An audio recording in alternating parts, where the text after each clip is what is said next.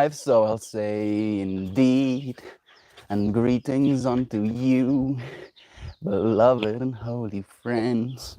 I thank you for joining me again. I appreciate you sharing the space. It is Wednesday, so it is a day of us saying thank you. Thank you to you specifically. You're like, me, Mel? Yes, you, friend.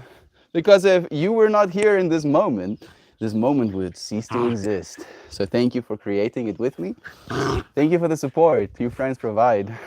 I do these Wednesday streams, so thank you to the friends supporting me on Patreon. But I like saying thank you, and I like dancing. So I'll say thank you while I dance. I'll dance as a thank you. I do have a microphone on me. I don't know if it's going to be stable. Well, let's see. Let's see. If I dance my microphone off of my body, then maybe that's a good indicator that I shouldn't dance with it again next time. But for now, we're gonna dance. Lolo! So cool seeing you here. I think Joy Vive is here. Brother Ryan is here. It's so nice having you friends here. Let's look for the lessons. Even in dancing, my speaker is not working. There we go.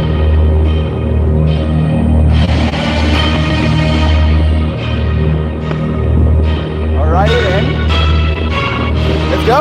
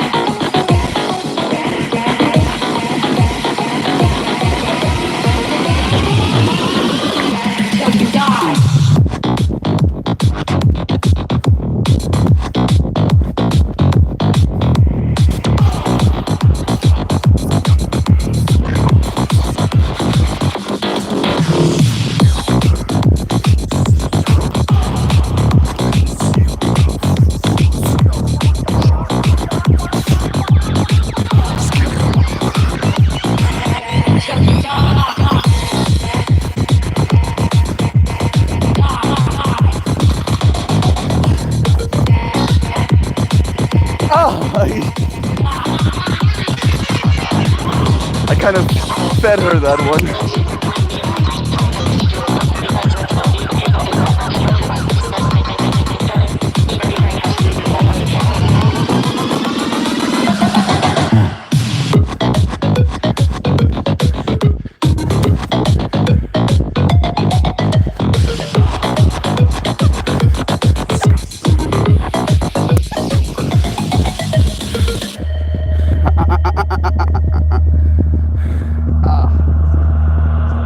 Dance is important to all of us.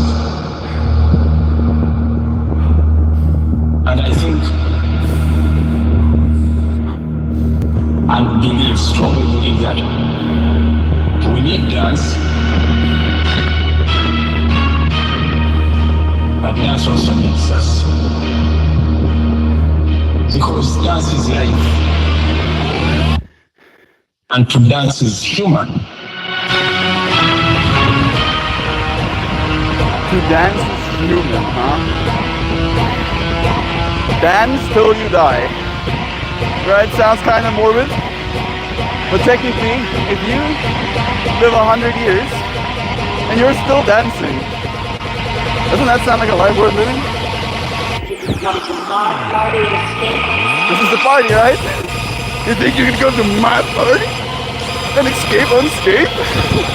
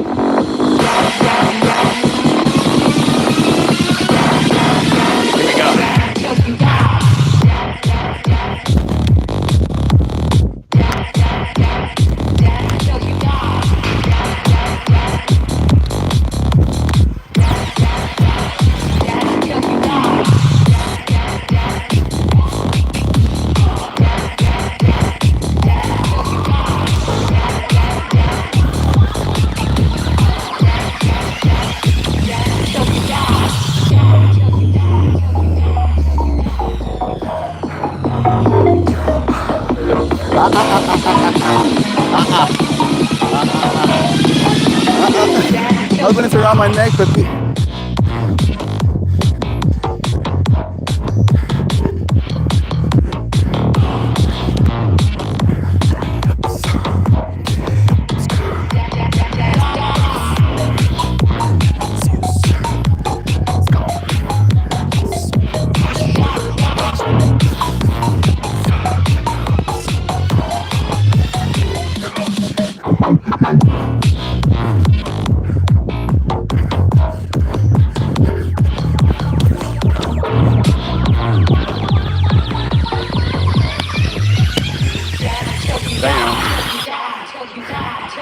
not dead yet, song. What's up, huh?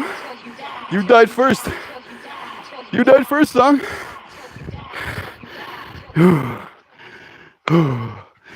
Yum.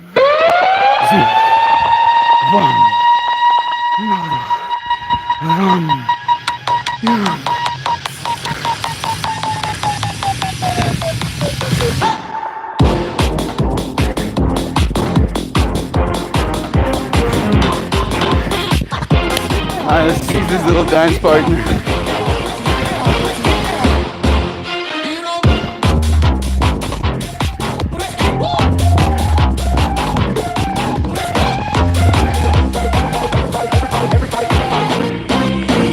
Initiating system. Pepe, don't bite the scarf. I know sometimes we chase it, but then I'm moving my hand. I have no control. I can't let it escape you.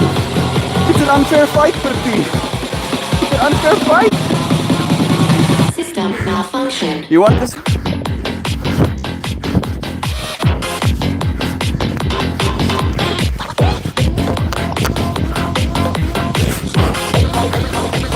Come on, let's Yeah, she actually got it.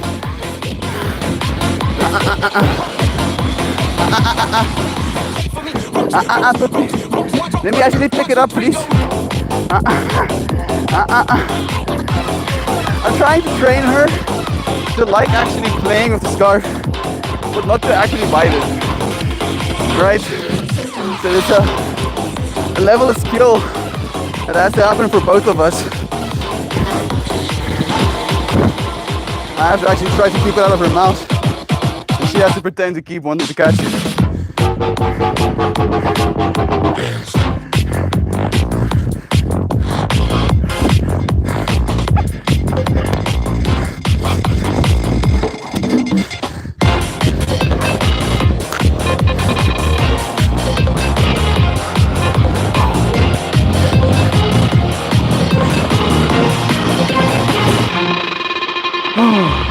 Ladies and gentlemen, today we are introducing to you and to the world These 7 men who have been selected to begin training for outer space flight.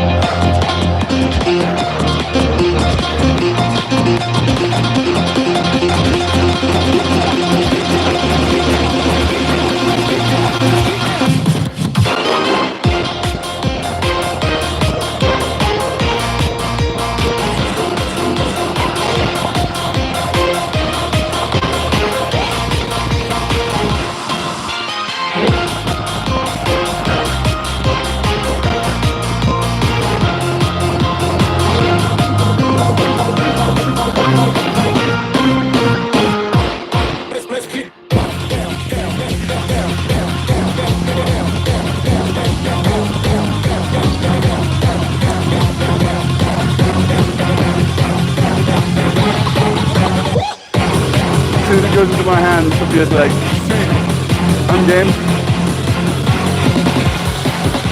I love my scars, but this is a gift from Christian. System malfunction.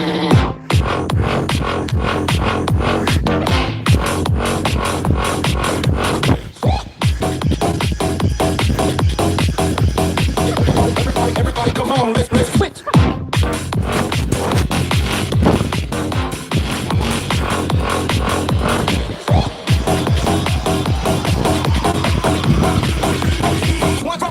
Malfunction.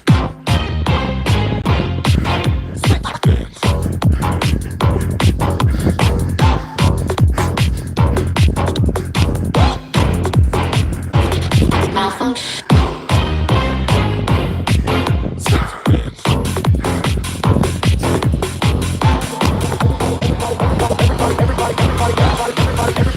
Everybody come on, let's get.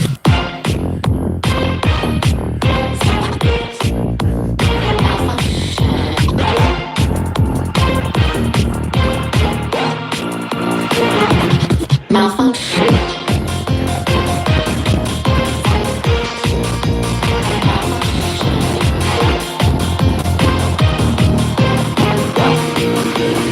System malfunction.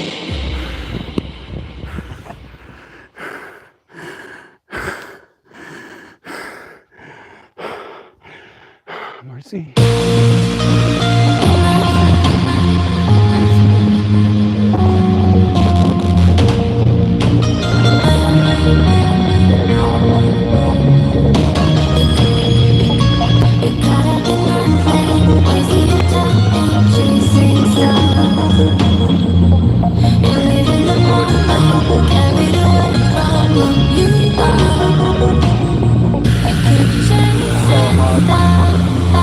Like absurdly hot. I keep forgetting about this microphone.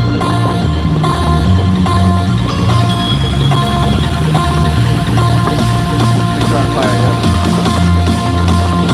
My body is telling me to take a break.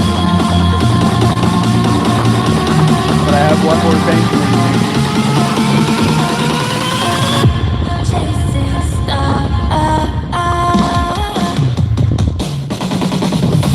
Ah, baby.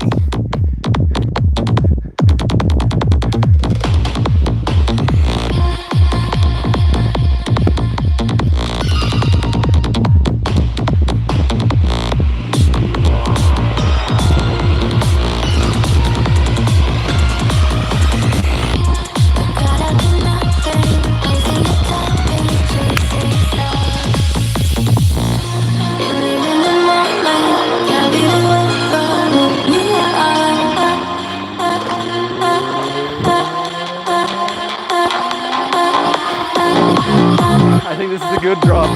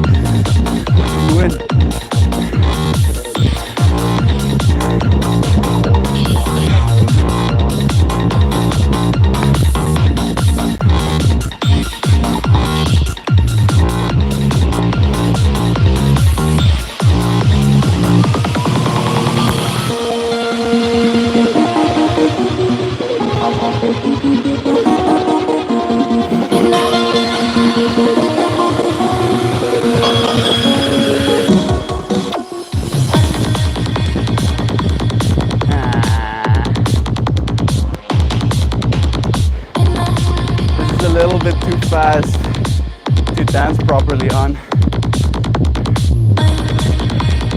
You can step on the claps, I guess.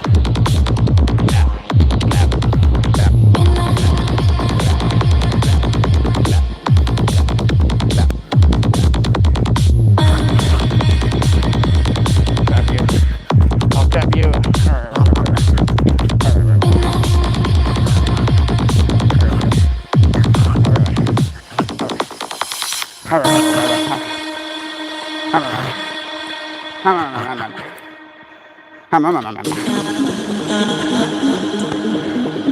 Did I put my ring down? Or did I dance it off of my body?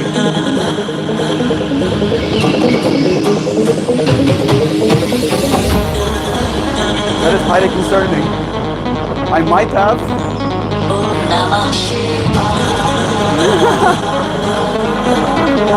Okay, this track is speaking to my brain right now. Oh goodness. If I lost my ring, you see the thing I'm thinking about is escape velocity, right? Sure, if it fell off my hand, I could be like, oh yeah, it'll just be somewhere here close. But it didn't go falling off my hand. It went flying off my hand, probably. The circle is widening.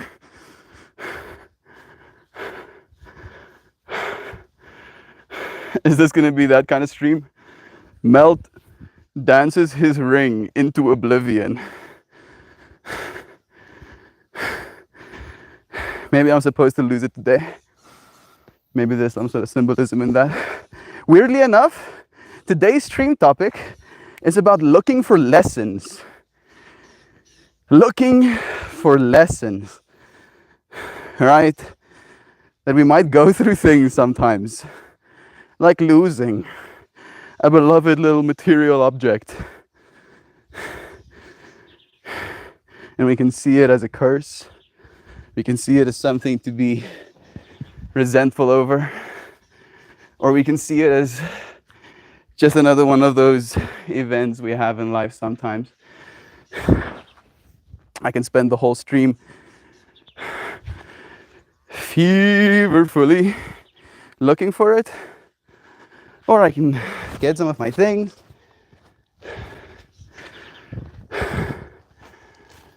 put a cushion down, breathe, feel the presence that you friends share. And that sounds much nicer than pacing, worrying about something. You know, weirdly enough, I actually had a vision that had happened. I was dancing in the bathroom one day, basically after taking a cold shower, getting ready, and my ring went flying off my hand, you know, in the room, and I was like, oh wow, that could definitely happen on a festival dance floor or something.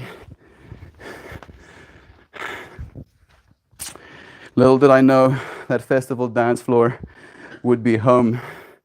In a weird way, it is kind of hopeful, because ultimately it's still technically in this area somewhere, right? I don't know if I would have sent it flying multiple meters. Who knows? Maybe bringing a janky little plastic bong into the stream with the whole family coming over. There was some tidying done, and my bong in my room was seen as a fence, I guess. So it was put away in a back room. I had to ask about to find it again, and I did. But unfortunately, the little ball is missing. And I haven't used it since. Coming back to the stream topic, ask myself what's the lesson in that as well. I guess just forgiveness, right? Even forgiving myself for not putting my ring down before dancing. Oh, there we go. Love you so much. Love you again. Mm. Mm.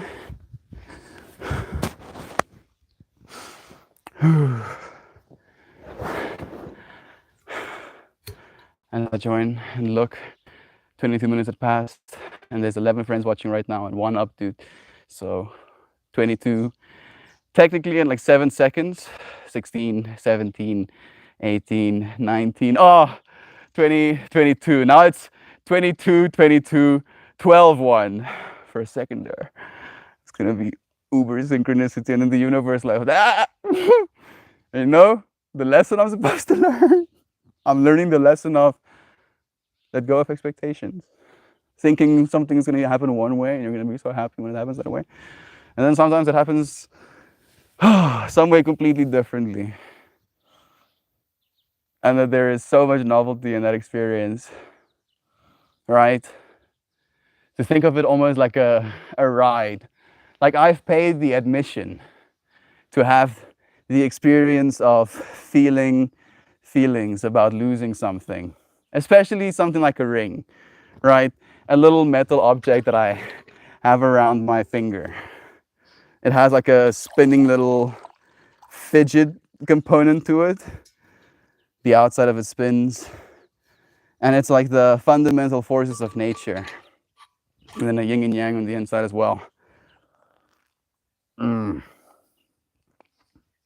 That is some double loved water.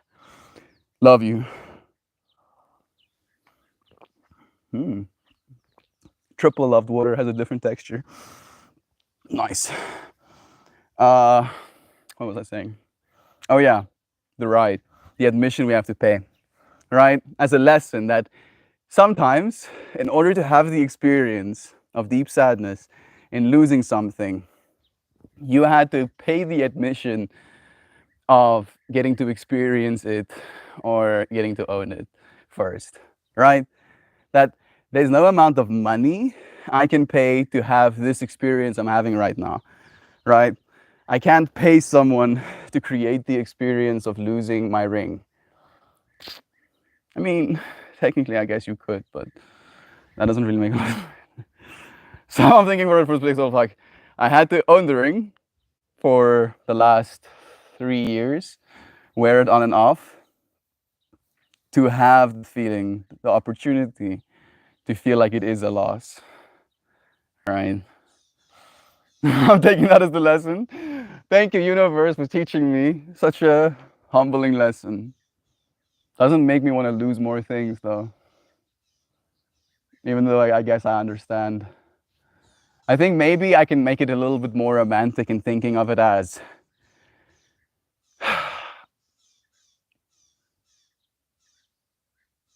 you have to love something in order to be able to, at least in your humanly conception, lose something. Right? At least that's the way I'm interpreting right now. The fact that we can experience loss is just, again, another communication of love. Is that Mrs. Sunshine? I wear it instead of my wedding ring. Always. I had my meteorite set in a ring. You see? Like, I love stuff like that. Maybe this is just an opportunity to make myself a new ring. Maybe that's the fractal I should be pursuing. Design myself and then have made a ring. That does sound kind of cool, doesn't it? Maybe you friends can give me some ideas as well. Let me say hi to friends. Corey, Duck Dad, Melty, I need your ring size. I'd like to send you a ring to start you on the next path. Thank you, friend. I can buy something on UA's Amazon and have it shipped to S. I think you could do that as well. It's not expected at all. I feel my mom actually is I don't know if she's a jeweler. She has a box of jewels. Not even jewels, like trinkets, bracelets, earrings, necklaces with rhinestones. All right, nothing more expensive than $100, really. I think some of my mom's most expensive stuff is like maybe $200, but it's like shinies, right? And my mom used to do that as a means to make extra income. She would have people over and they would look at her shinies, and then occasionally they would buy the shinies. And it's like I got to experience this whole underground world. It sounds so weird to say underground, but it is kind of underground, where we went to this lady's house that was absolutely stacked. Like she had like a quad story house that was like built into a mountainside. It was gorgeous. Like in the driveway, you could look down on the mountainside, and as the floors were built down, it was insane.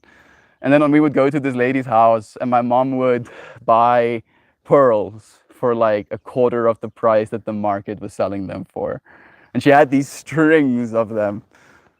And I was like a kid when my mom was doing this. I was like, this is the coolest thing ever. I want to be a jeweler. I want to do stuff like this, make pretty things. Crazy how we changed. My mom stopped selling jewels. But so to add to the whole underground story, she also knows people that are jewelers when it comes to like making stuff. So on a real level, we can, as a collective, maybe design something, and then that could become a physical object. Actually, yeah. I think that might be pretty cool as well. My mind is now generating ideas, trying to problem solve, right? Oh, great! I've created for myself a new problem to solve. Mission, get new ring. Got a big magnet? Unless it's real gold. No, it's like a $5 ring I also bought from the Chinese equivalent of Amazon. It's not expensive. It just has sentimental value. That's what I meant, right? No amount of money can buy that experience, because it's just the fact that I've had it for so long, and it soothed me. And every single time I do a rotation on, or if I like do a spin on the ring, I've attached that as a mantra in my head as love is true, love is true, love is true, love is true, love is true. Yeah, this experience you're having, sure, right? I'm here with you. Your experience is valid. Your experience is whole, beautiful. But love is true, right? Otherwise, you would have no experience at all. Love is true, love is true. So that thing has like 50,000 plus love is trues stacked into it. It probably got, taken by the aliens. Like I opened the portal during the dance and just got like they took it. I'm so curious now to like see if I actually go and watch the stream, right? If I can see the exact point at which my ring was like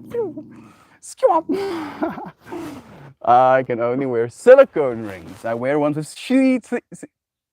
sea turtles and plumaria flowers. We were married in Hawaii.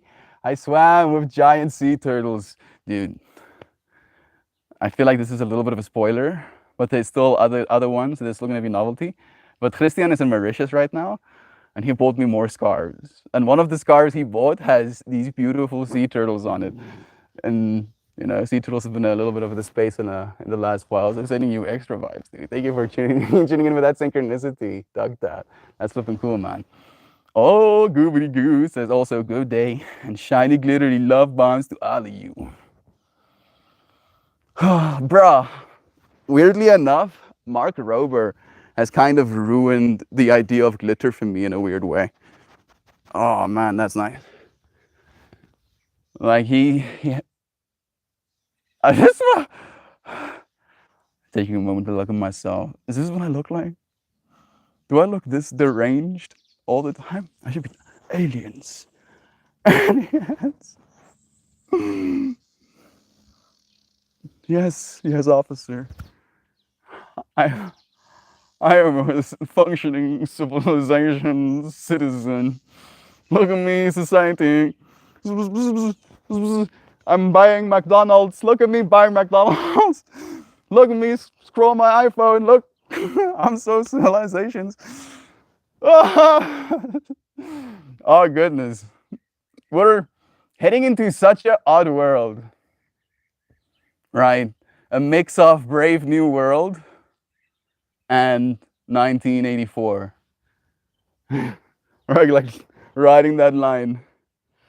Really, really riding that line.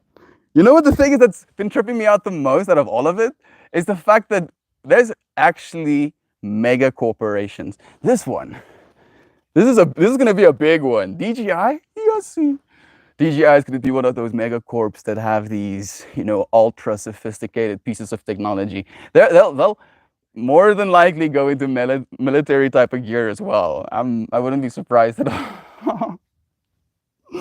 Cyberpunk slash what's that other tabletop game equivalent? Mm, mm.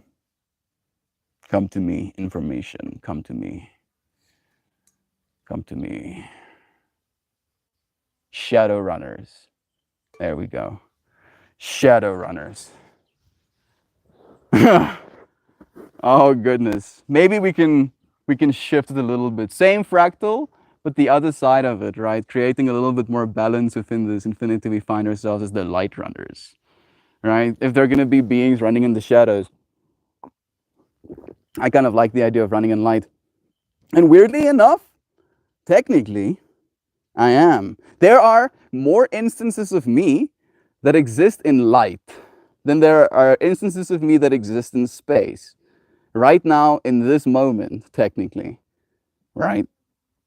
Because even though you're not sitting across from me and looking at my space, right? Looking at light reflected off of my body and directly into your eyes, the things your eyes would be receiving is being put on a screen and then coming out into your field of vision, your eyes in this moment, right?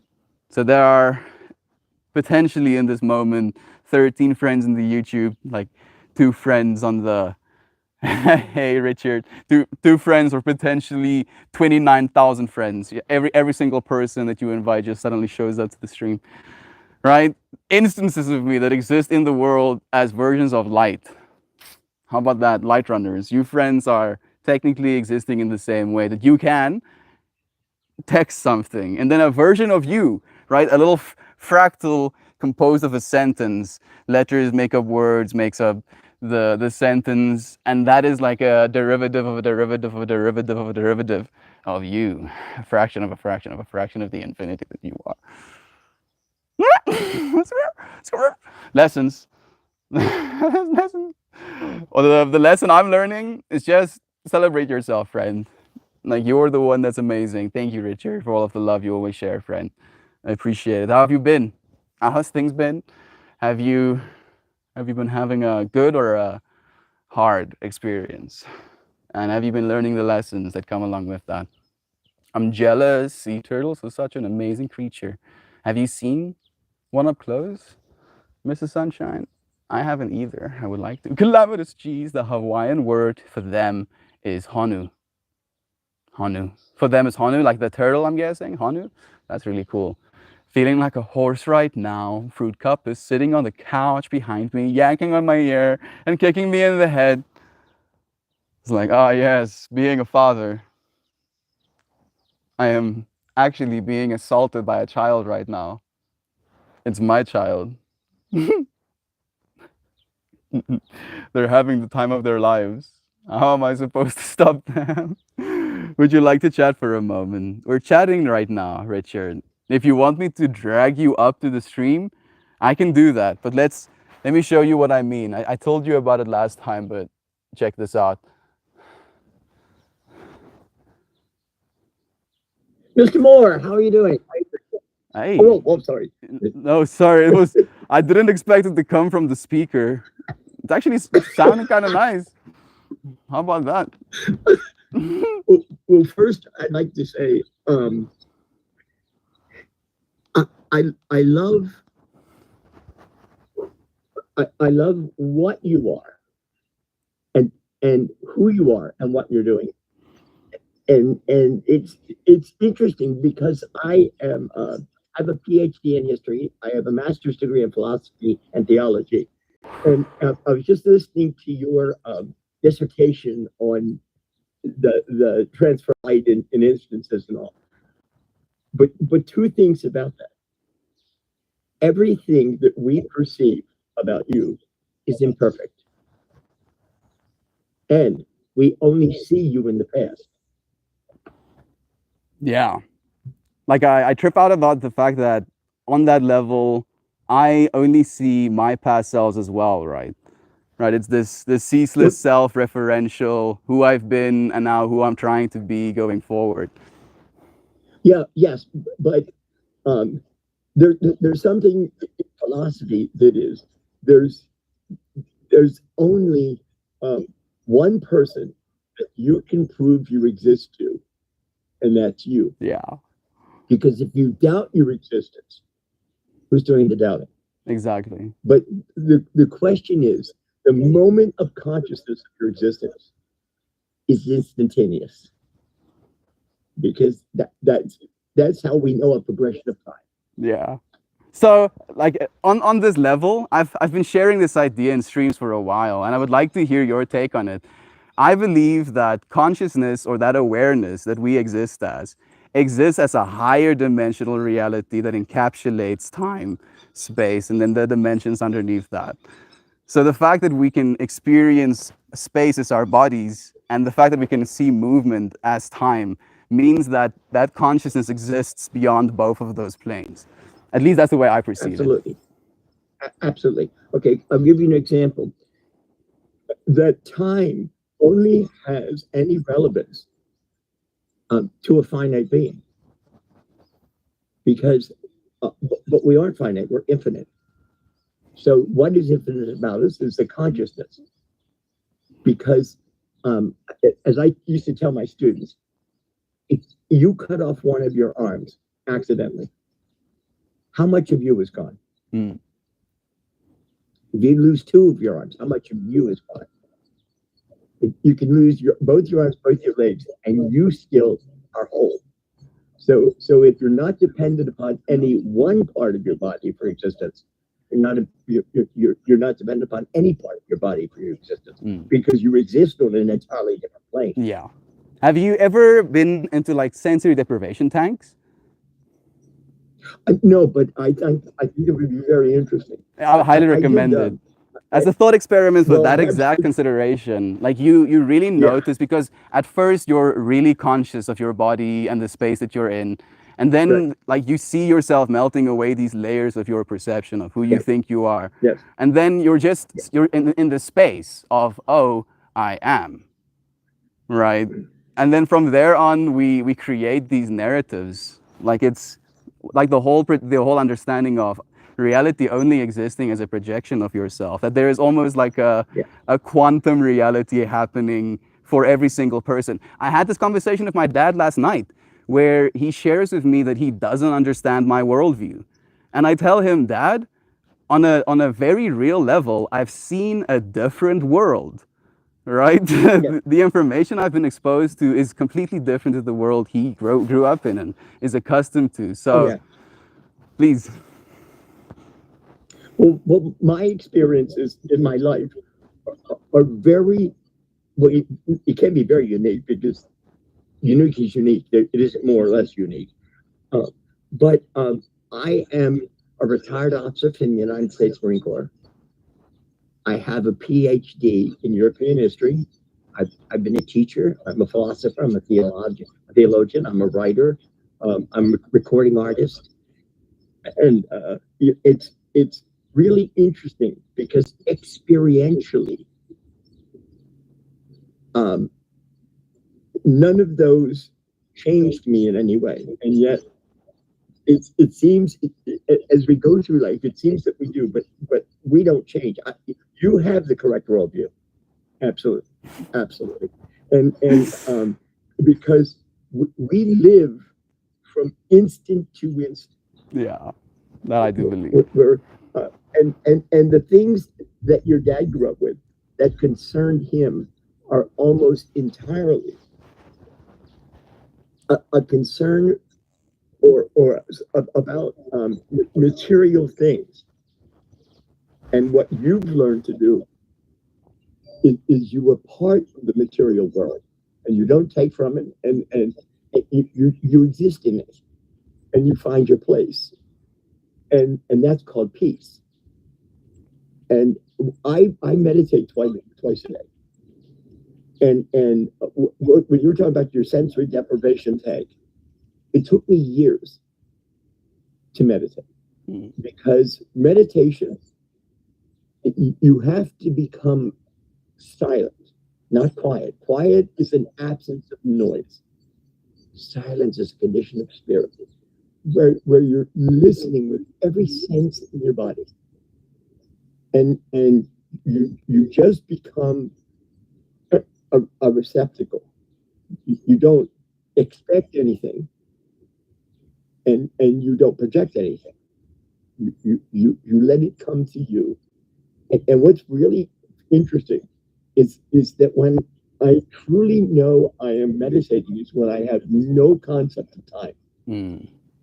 Exactly. It's like, you're meditating when there's a complete suspension of time. All of a sudden, you come back and you can't.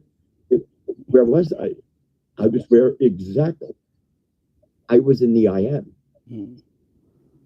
Like the thing that's resonating with me as I'm listening to you speak, and beautifully said, thank you so much, is how I try to do the exact same thing in these streams, right? That openness to what is, and in the same way that you mentioned, when I really get deep into that flow of just not expecting anything to come necessarily, and sometimes I do expect myself, and then it doesn't work.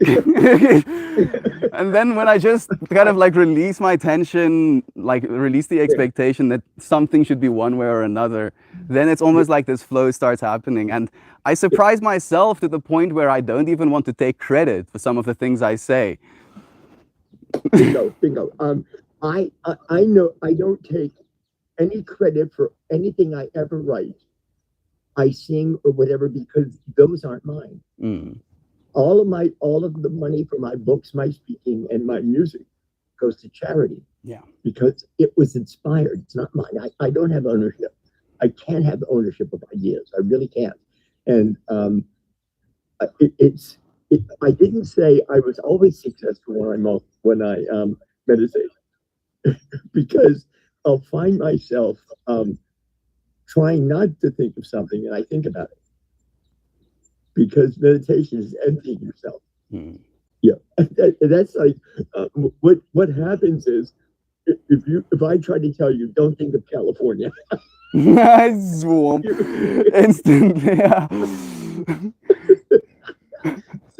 So like I said, what you have to do is become a blank slate. You have to become. That's why you listen with all of your senses, not just your ears, because all of your senses have a perception. And each of those has its own communication. So the more in tune you come with who you are and around you, the more existence speaks to you. And so I went through so many different fractals just listening to you speak. One of the things that came up to me is the War on Art by Stephen Pressfield, and the other thing was The Way of the Superior Man by David Deida, right? Where both of them kind of have this beautifully romanticized view of the resistance we're faced with in life, the difficulties, that flow, right? Where the masculine perspective, and this is how I've tried to identify in my own life as well, where even though I do identify as a man, I consider my body feminine, right? Because it's changing. So is my thoughts as well. So are my experiences day to day. But the part of me that is observing, the part of me that's witnessing the change, is constant, unchanging. And to kind of see that infinity, right? You said it beautifully at the end of your dialogue, that we're almost like interfacing with that energy always. And sometimes we fight it, trying to become isolated, like I'm a man. Men do these things, right? This is how a man's supposed to look. instead of like realizing you are a part of that flow and you get to actually interface with that energy instead of closing yourself off to it. Well, that is such an awesome point about masculine and feminine parts of us. You know, and people will say, "Well, you got to get in touch with your feminine side." No, you're already in touch with it. You're absolutely in touch with it. But the funny thing about the masculine side, it doesn't understand that victory in life comes from surrender, not from conquering. Yeah. Weirdly enough, Jobo, thank you. I'm tripping out about it as well. I'm just trying to add to that like thought. The fact that I surrendered, right, to you wanting to come onto the stream. And I thought I was surrendering from a point of being able to show you that it doesn't work. And then it works. And I'm like, oh, this is a victory. So thank you so much for asking. I appreciate your presence, man. You're quite welcome. And I told you, I appreciate you. And you know what I think happens is then when we're talking on this almost metaphysical level, is that we are communicating not in our words, but we understand each other on a level that is so basic and so pure that becomes the seed of love.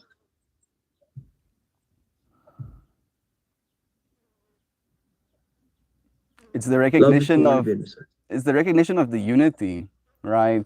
Like I've been trying to practice this beautiful understanding of you can't learn anything or necessarily experience anything new if you're always talking, right? So this is why we meditate, so we can listen. Yeah, exactly. Yeah. And we calm down. On that note, sorry for interrupting you. I also believe that sorry. this human experience, specifically your human experience, your DNA, your makeup, the family you had, the struggles you have day to day, makes for such a novel experience that within infinity, right, of the infinite amount of lifetimes we could have lived, getting to live this one is almost like one of the most novel and rare experiences you can have. So you almost owe it to yourself to really get to know yourself. Well, yes, and I think this is the problem with a great number of people. They are afraid to know themselves, and so what they do is, do you know who Thomas Merton is? I don't. He wrote a book called A Seventh Story Mountain, and one of the phrases in that book that caught me was, "It is a very foolish life that is lived in the minds of other people." Ooh, yeah. You know what's my favorite quote for that one? It's none of your business what other people think of you. I hope you don't mind I used you as a character. Oh, please. Absolutely. Absolutely. Oh, how beautiful. You do know I'm part of the site. Oh, really?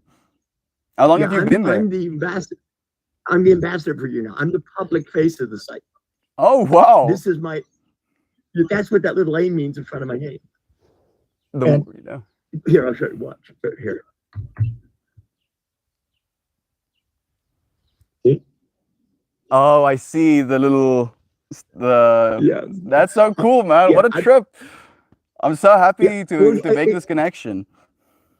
Well, thank you. But as the ambassador, I see my job is to meet and greet new broadcasters, answer the questions, solve their problems, protect you in the site, make broadcasters better broadcasters. And I'm the only person with the site who is a broadcaster.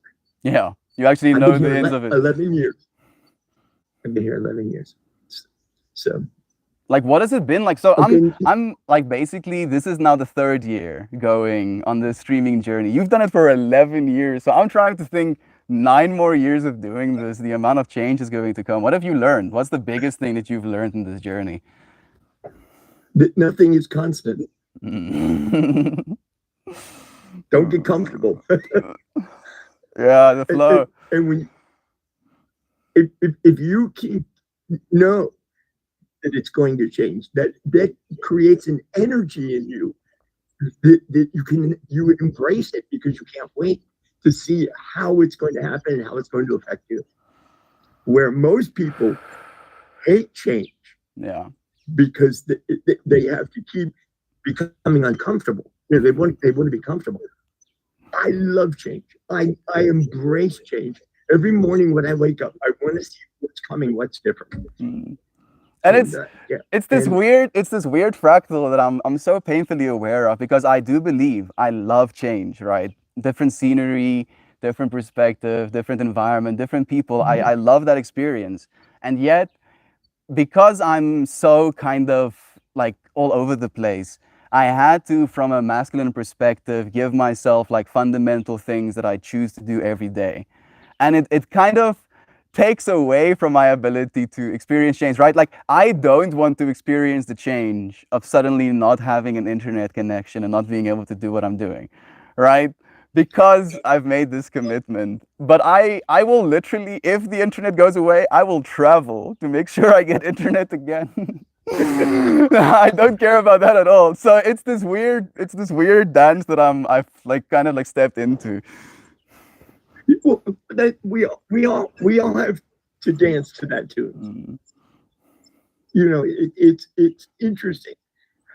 One of the things I've tried to be in 11 years, and in my entire life, is a constant in the world. Mm. Because consistency is if you have the courage and the character to be consistent, it means that every day of your life, you try to make the actions of your life consistent with what you say you believe. And that's the ultimate credibility. Yo.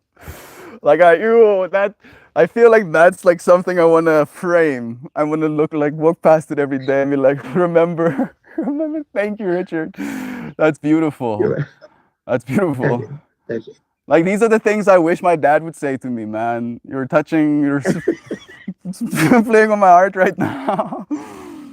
Well, what's so funny is with my background in life and the things that I've done, you would think I would be the most conservative person in the world, and I'm not. Never have been. And my problem in life is that I am a complete introvert Mm. with all of the gifts and talents of an extrovert. So it has been that constant struggle between the two, and I love it. I absolutely love it. Because I get to be almost like in a doorway with a foot on each side in two different rooms. You're at that crossing point of the infinity, man. That's what I believe about us. And like, I feel the exact same way, like, where most of my time is actually spent in solitude, right? I'm not really that great of a person to be around if you need a lot of attention always, because I go into states of just quietness. And then, because I can be so talkative, people think something's wrong. They're like, there's something wrong. If I don't talk because I am so motivated, no. What's the matter? Nothing. Absolutely nothing. But Duck Dad, thank you so much. I just fanned you back, and welcome, and thank you for blessing me with that. That is awesome. This stream is giving me so much energy. Look, Jobo. Duck Dad. This is now. Duck Dad, Jovan, Shannon as Jobot, Shanansky. These are friends. So I don't know if you know where I started streaming, actually. Like, we have a whole little community that we have kind of like been showing up together with, like, this truth of, right, showing up for something that is love has been significant. So Jovan has been here since day 34, was the first time that she tuned into a stream. And today is day 748 of consecutively streaming. So she's been a rare. And this is the very first time we're technically doing what we're doing right now, right? This feels like almost like an epiphany. Like, oh, this works. We can do this. Right. Well, you have no idea how honored and humbled I am to talk to you. Yeah, Well, for what it's worth, yeah. that's a mirror, man. I feel the exact same way. Thank you for that. Well, I think that most people think that life is a quest. And it's not. Life for me is a journey, Mm. but it's a journey from heart to heart, soul to soul, and spirit to spirit. It's to encounter everyone that I see the same, and Mm. and let their lives speak to me, not me. You know, it's really interesting because I try to see a person's heart first. Mm. That's how I want to encounter a person. And what's really interesting, many times, what I see in their heart is me. Yeah. I found in life, a lot of times, something that I felt I didn't like in someone else was something I was doing. Hmm. The projection. It's Yes. it's this weird like us pointing back at each other, right? Like almost like the collective humanity is Spider-Man memeing. It's like, no, you, right? I don't have any faults. This thing you have a fault with. And like I mean, these concepts are biblical, right? That's why so many people are so attached to it. And I've had this conversation with my dad as well about, you know, the amount of editing that has happened to the Bible just to this point. And if the Bible had to survive, right, how long will it survive? If we're 5,000 years in the future, we're some sort of Star Trek level civilization, are we still going to be referencing the same material, or are we going to have boiled it down to something a little bit more succinct, you know, something understandable, something that is transferable without like this expectation of like the amount of suffering? Oh goodness, I know. I know so much. We've gone through some hectic stuff, and people don't realize that these are some of the best times we've ever been alive. And you probably know that, you know, being a historian, you've really seen the amount of suffering that has happened to humanity. Yes. And as you mentioned, like Well, that philosophy and, you know, your role in the yeah, actual military, right? You've seen crazy things, and yet you still oh, have absolutely. this loving perspective of the world because you know that's your mirror. That's the thing you don't want to see in the world, that you see in yourself, that you know you're capable of, that you don't want to identify with, so you get angry at it, running away. Very interesting because my entire mindset and philosophy is completely nonviolent. But I took an oath to protect my country, my family, my citizens. Mm. I look at it this way: my job was a shepherd. My job is to protect the sheep. I don't hate the enemy, and I wouldn't kill the enemy because I hated them. The same way that the shepherd's job is to protect the sheep. If he can scare away the wolf, he does. Mm. But if he can't, he has to kill it. But he doesn't hate the wolf. The wolf is just being a wolf. Yeah. He sees the nature But instead of, right, creating a hatred. right. Well, this is interesting because I thank God all of my life I've been preserved from hatred. Hatred is you for the rest of your life carrying somebody else's luggage. Yo, yeah. Literally, like, And if you replace a freedom with somebody else's burden, then you receive less light and can do less good, and you understand less because you have this block. So yeah, I've never hated anyone or anything. the person I've gotten the closest to hating, and it's paradoxical in that way, is my father. You know, the person who you feel you should love the most. And it's very interesting how that energy and that dynamic is kind of revealed in our life sometimes, where we love someone so much that them not doing their best to be loving inspires hatred in us. And you can think of that as like a societal thing. I had this thought as well. Sorry to complete this thought. And I had this conversation with my dad where I feel peace in a way feels like death to us, right? Because we literally say rest in peace. Like that peace Right. is like such a restful place that it feels like death. So we ceaselessly fight it in our hearts almost. Well, what is death? Like one of my favorite ways to think of death is show me death if you can show me the ending if you can show me the beginning. Show me the beginning, See? and then you can show me the ending.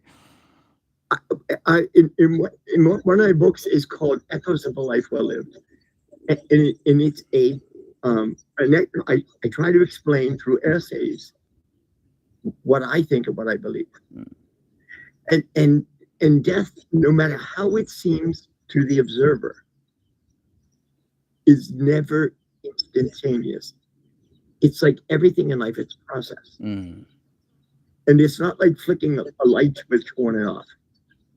It's as if you're taking a road you've never taken. Yeah. And it leads you to the seashore. You're tripping me out. Have you ever experimented with, and I don't know if you can say this, from a work perspective, but have you ever experienced DMT? I'm sorry? DMT, dimethyltryptamine. Oh, okay. Okay. I've never had a drink of alcohol. I've never smoked a cigarette. I've never, I've never done any of that. That's right? crazy. And not because I think it's wrong. It's wrong for me. Yeah, you want that experience of clarity, and like I can see that in you. Absolutely. I can feel that clarity emanating off of you. So like as you were describing this process of death, that experience of DMT basically came back to my mind, where apparently, right, there are the scientific studies on it is still a little bit lackluster, but we do produce it endogenously, and you can up that level with like breathwork exercises and stuff like that. And apparently, a high level of it gets released when we pass away.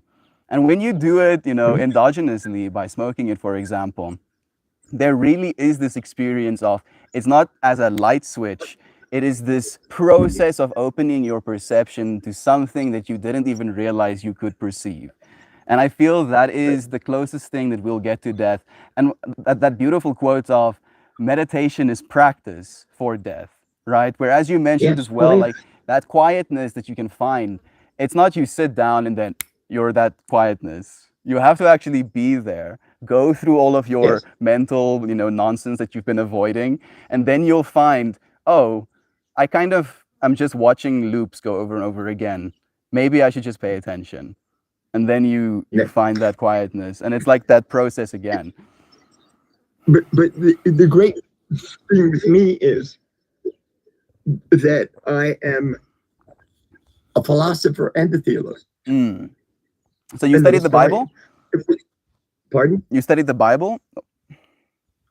I have a master's degree in theology. I've studied it in Latin and Greek both. That's amazing.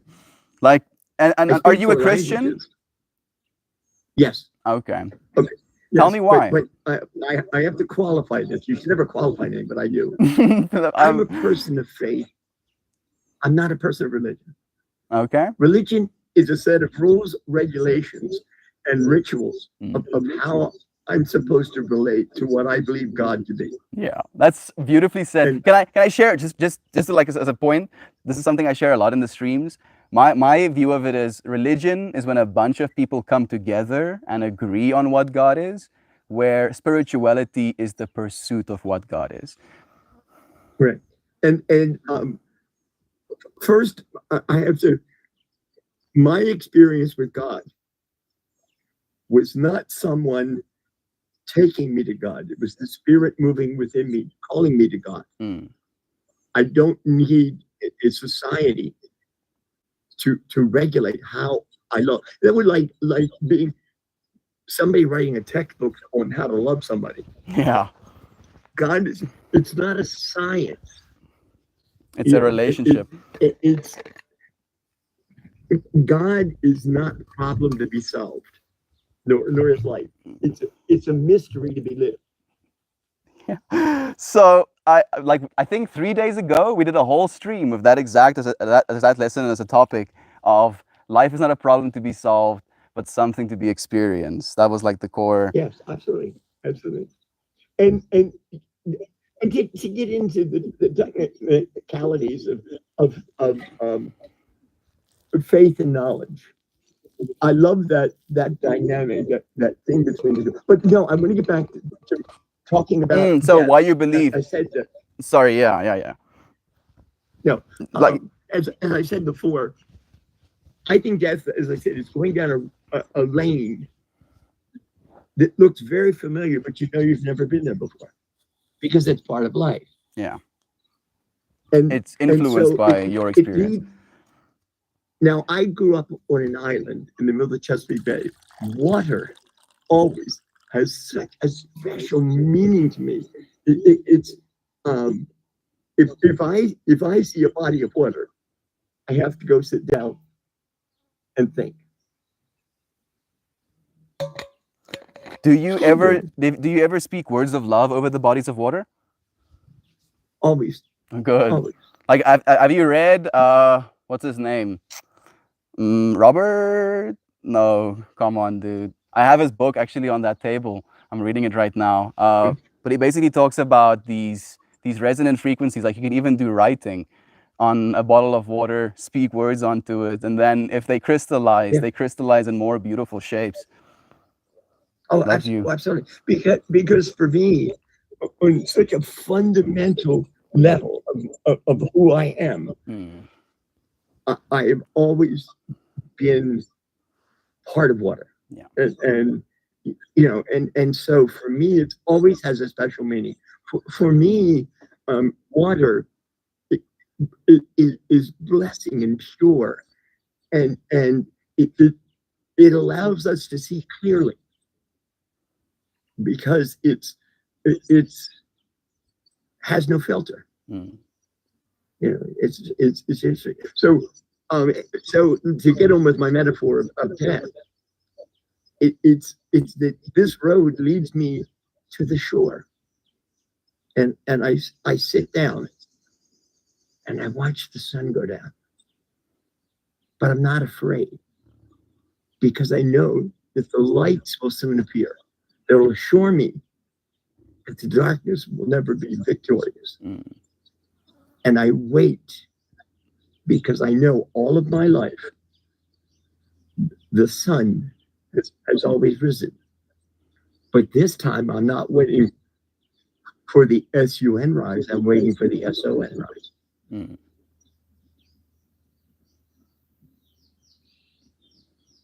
I appreciate you sharing the process that you've been going through. I feel like the biggest thing for me that has been like very jading / opposing with the Christian view of the world is that we as humans need a savior, right? We need that sun to rise to come and save us, right? And I understand that from the perspective of, like, you look at all of the amount of chaos that's happening. There is this part of us that is greedy, that is selfish, that has to be selfish on an animalistic level to survive this world. And in a way, right, like that is the way it was constructed. That is the way our bodies were given to us by this divinity that we call God. And I think of it from this perspective of on a almost like historical level, and I would like to hear your take on it as well.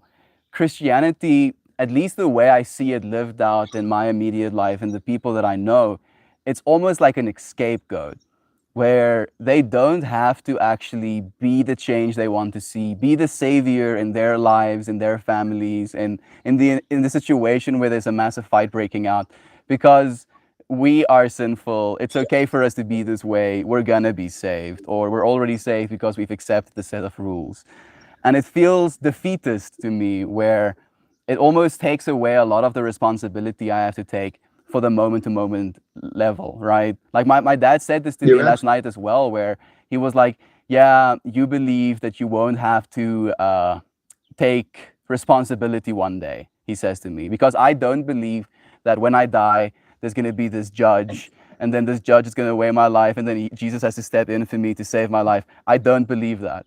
But I do believe that the afterlife, that transition period I'm going into, the exact sunset I'm going to see, is going to be a result of every single decision I make, the way I show up, the Yes. life I live, the way I treat people. You said it beautifully, a life lived from soul to soul, right? Like you're not living in this world, you're living in a moment where you're sharing that presence of another person, where you're sharing the presence of life of yourself as that soul as well. And like I've noticed how if you believe a story of like self-hatred or what's the exact word I'm looking for? Almost like self-disgust. I think that's the word. Self-disgust. It's almost like you're incapable of loving yourself. And that's what we talked about yesterday, like how loving yourself is technically the only way to get close to unity. Because the only person that will ever be able to love you as fully as you can be loved in this world won't be a person, won't be an ice cream, but you for yourself. Almost like thinking of it as a bandwidth problem. Like I can tell you, Richard, I love you, dear friend. And I mean those words because I see you as that consciousness that's in me as well. But that is like a few words, and you can feel it for a moment. You can interpret what I love you means to you in your experience, but it won't be the depth of love you can give yourself moment to moment to moment to moment. And people are not loving themselves these days. Well, I think that in the world, so many people are wounded, but they wounded themselves. But the one thing they do not understand is that you cannot have true healing without first having true forgiveness. And they have to forgive themselves. And many times that's the hardest person to forgive. How do you feel about the statement that forgiveness is not for the forgiven, but for the forgiver? Absolutely.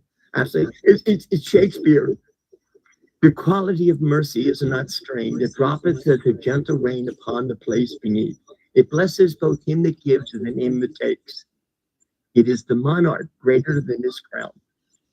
So it is virtuous. It is a gift from God that makes us better. And of course, so if you can't forgive, you can't be forgiven. You know, I hold no one accountable for what they do because I don't know their heart. So if I tried to hold them accountable, that would be judging them, and that's not my place. It's like I love, you know, fundamentalist Christians or other conservative Christians. I piss them off all the time. I said, because you don't understand your job description. Your job is to cast the net. It's God's job to sort the catch. I feel that. So Yeah. like And I feel that again- completely. But the way I've applied that in my life is thinking of it as a dance between the masculine and the feminine, right? Not a trinity, but a duality. Right? It's like a more personal relationship. Like that's the way I think of it, where the net caster is the masculine, and then the thing that is casted into is the feminine, right? And I completely agree with everything you said, but I just have a different I don't see the interpretation. feminine. I see the feminine is walking away from the net. Okay. Why so? Like as a Because as a you resistance. cast the net, as you said, is the masculine. You pull it in. If you walk away, you understand the limit of your job. So to walk away is a gentle thing. It's a greater thing because you're not walking away because you're afraid. You're walking away as an act of love. As a respect. Yes. I feel that. Weirdly enough, like this topic of casting a net, I like to think in fractals, right? Everything I believe is, you know, fractals all the way up, all the way down, all of it trying to express imperfectly divinity, because in this world everything is almost by nature imperfect as a design feature. Like that's why we have spirals. Otherwise, it's just a perfect circle. And Yeah. like it's a function of math as well. Like it trips me out how we we've created so many narratives of what it means to be perfect, and right, like this fractal of how we're supposed to live, especially these days, right? Like the traditional, like you do this and then you do that and then you work this job and then you have your kids and then you retire and then now you've lived a good life, right? Casting this almost animosity between people that choose something differently. And to think of it, this is Right.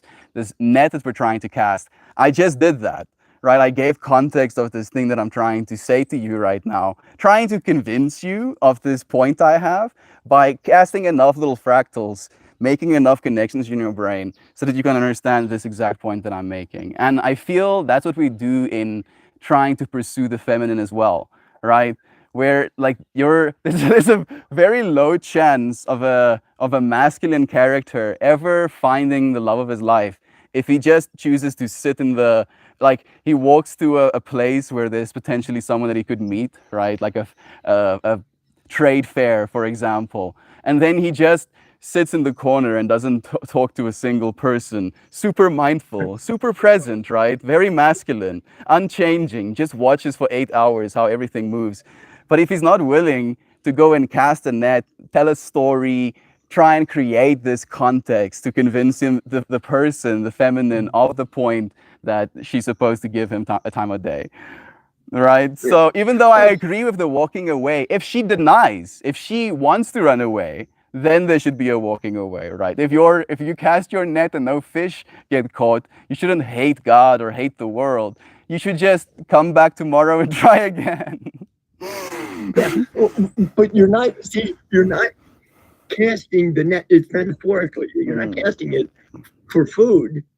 That's not what you're doing. You're casting it because that's what you recommended to do. So you do it. I'm a fisher of men. And the interesting thing is, I can just go back a little bit to what you said and your vocabulary. Please. Okay, you said something very interesting. You started out with a perfect life, a good life.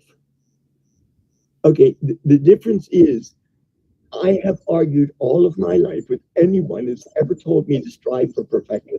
Just a waste of time. I'm sorry. But with grace and love and inspiration, I can become the most excellent person I can be. And that is to be good. So if I strive to be good, anything else that happens, because the foundation is good. Hypothetically, let's say I want to be great. So I strive for greatness.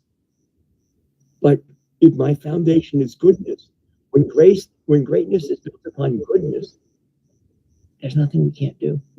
And it's not, it then becomes not great for its own purpose, but to give us a tool to make it a different world. Yeah.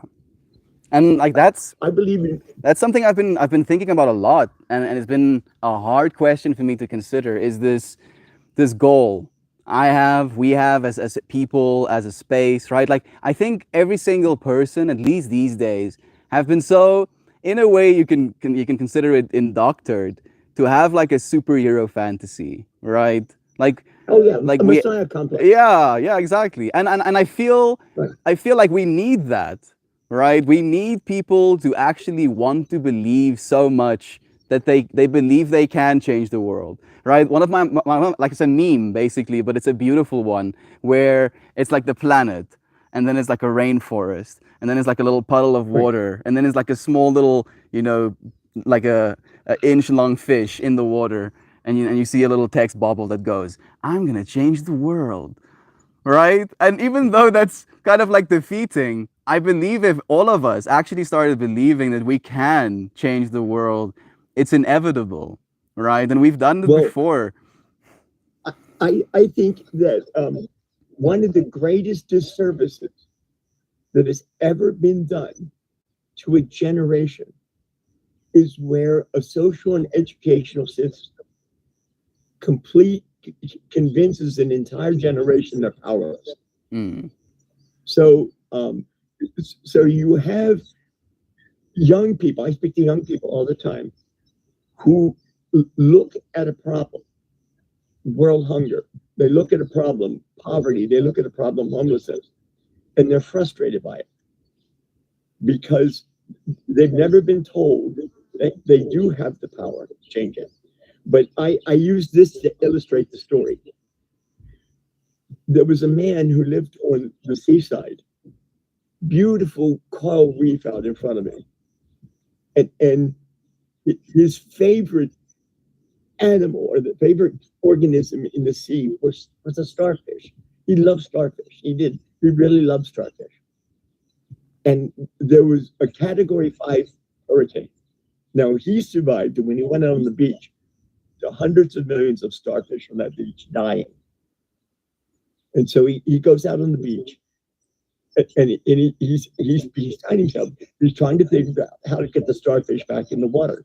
So he's thinking, well, I'll get bulldozers, I get helicopter, I'll organize an army. And for 2 hours, he's walking down the beach trying to figure out how to save the starfish. And he comes upon a little boy throwing starfish back in. And the man says to the little boy, that doesn't make a difference. And he says, it makes a difference to that one. Yes. Yes. Well, that's the solution. Yeah. Oh, that's If you beautiful. feed Mm. one person, you've changed the world. Yeah. There's one less hungry person. Exactly. If you clothe one person, you help one person heal, you give one person shelter. And the solution is you inspire the others around you to do the same. And Yeah. before you know it, Exactly. you conquered the problem. We call it the light buddy system, where there are versions of us on the side of the light side of the planet always, right? So if we can, and we probably will be able to connect a person on the light side of the planet with a person of the dark side of the planet, and they can be that support structure for each other, right? Oh, it doesn't make a difference if I talk to someone. It can make a difference to that one person, and it can make a difference to you. And I feel like it could really connect us to this understanding. Like it's a form of pen pals, right? Like when we've done that for the longest time. We've done it for the longest time. But I feel like there's power in friendship. Like we've been stripped of community in a lot of ways where we don't know our neighbors. We don't want to know our neighbors. Why? Right? Very good. Very good. Well, something that I've always said in our country, America, we broke away from England because we hated the monarchy, and yet our time now is consumed with finding out what's going on with the royal family in England. I get to be one of the people that was not one of the 3.5 billion people that watched that whole catastrophe. I was just like, nah. I'm not Which one? the death, like that whole dramatization of 3.5 billion people tuning in for I think something like 6 hours watch a burial.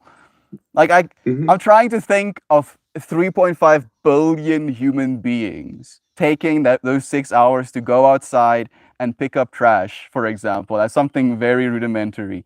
Suddenly, the world is tons, hundreds, millions of tons lighter of trash. But no. Well, see, this is my point. Okay, that everyone is so concerned about nobility, but they don't know what it is. Yeah. Nobility, you're not noble because your ass sits on a purple cushion. That's not what nobility is. Mm. The truly noble life, and maybe the only noble life, it is the nobility of a life lived in service to other people. Absolutely. That's nobility. Yeah. That's true I nobility. believe the three things we're here for is to love, to serve, and to remember.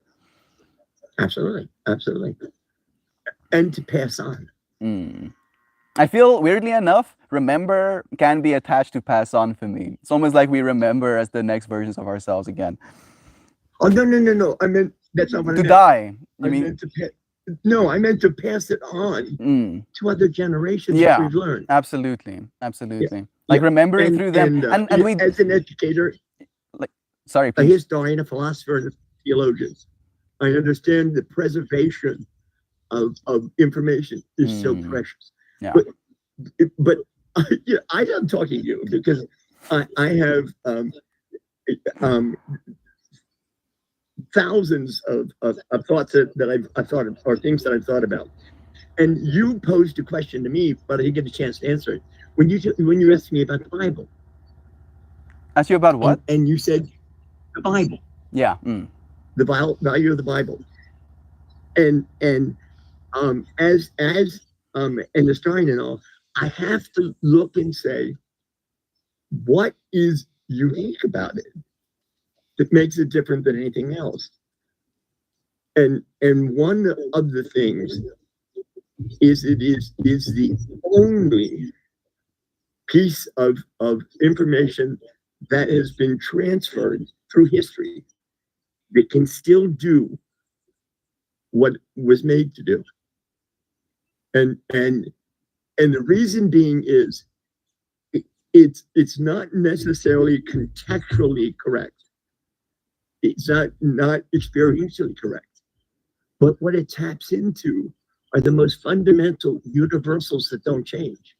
You know, and so and I agree completely with you, but I have to pose in that context. You said like nothing else quite held up like that. I would pose that Hinduism has, in a way, right? Hinduism and the attachment of yoga. Hinduism has kind of like stood the test of I mean, I practice yoga as a Afrikaans dude living on a farm that grew up with, you know, Christian parents. Like that's how prevalent yoga, and it's changed my life. I practice yoga every day, just from this perspective that it is this mind-body connection that we have to value as well to experience the fullness of soul. So that stuff is yoga a faith, or is it a practice that brings you to a deeper consciousness? That, yeah, it's like almost like you doing something for yourself and showing up in a way that only you can, right? It's almost like meditating. You can't experience meditating if you don't go and meditate, right? Like it's almost like that. Yeah, I absolutely understand, and I agree. But again, we each have to determine what that is in our lives. That's why there's no textbook to learn for us. You know, it's written every day, and I have to laugh because do you know who Omar Khayyam is? That sounds familiar, but please do enlighten me. He's a Persian poet. Okay. He wrote the Rubaiyat, and it's in quatrains. And one of the most beautiful quatrains, since I read it when I was about 10 years old, and it stuck in my head, was the moving finger writes and then moves on. All your piety and your wit, O Lord, back to cancel half a word of it. They're all your tears. Wash away. Sybil. Call from Spam Chicago. I'm sorry. No, it's okay. But Call from Spam pardon? Chicago. I'm just hearing I usually the call coming through. I usually turn that off, but I didn't. It's so beautiful how it happened, like during the reading of that exact poem, right? Like it's almost like the universe. So today's stream topic is about looking for lessons, right? Like I started the stream off of a dance, and through the mania of my dance, one of my rings went flying off my fingers, and I made a lesson out of that, right? So it's been an experience, just kind of paying attention how. Like that would you say that the lesson of that is that a great deal of time when we need to do what is essential to us at the moment, we may have to shed something else that isn't essential to the moment? I like that interpretation, but the lesson that I extracted, at least in the moment, was the only way for me to lose that something, right? And we can experience it in the way that you shared context as well. But for me, it was specifically almost like in the context of losing tangible things, losing a person, losing a thing that you Yeah. love. You have to almost pay the admission of having it in order to be able to experience losing it, right? Like you can't lose Absolutely. something you didn't have in the first place. And in a way, you never did, but you had that relationship, that experience with it, and that was almost your admission for being able to feel that loss. You know what I call that? We have to pay a debt of use. Yeah. Yeah. We have to pay a debt of use. I wrote a theological piece one time, and the side of my theology is philosophical, and it was about what and who we are, really. And I tried to do it this way. We believe as that God creates by thought. He thinks in the universe, he thinks in the world exists. He thinks in fish and birds and sky exist. And nature. Well, that's interesting, except for one thing.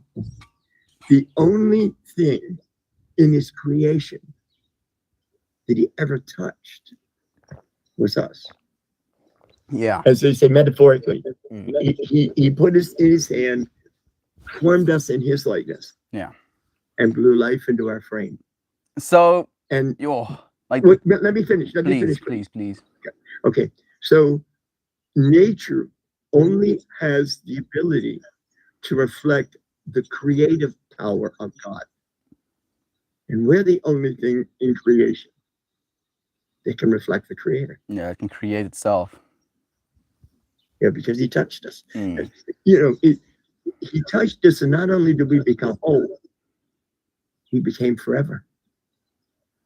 Like a simulacrum. Like the human being is almost like a thing that exists beyond this space as well. Yeah. Well, I have a Dutch friend. Like, sorry, ask me this question all the time. Please. I just wanted to ask, on that note, do you believe that every single person is experiencing Christ consciousness, right? I believe they're experiencing something that's the same whether they recognize it or not. But I'm not going to put a label on it. Okay. I was just curious about you having gone through this process. I want to ask you a question. Please. I have a friend in the Netherlands, and he asked me this question one time, knowing my background. He says, "Who were we before we were born?" Are you asking me in this moment?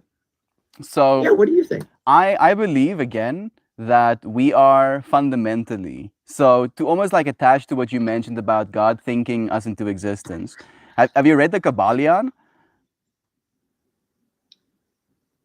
The Jewish book? Yeah, like by the three initiates. It's also one of those, and they also kind of go into that where they say the all is mental, where God. Yeah, I pronounce it Kabbalah.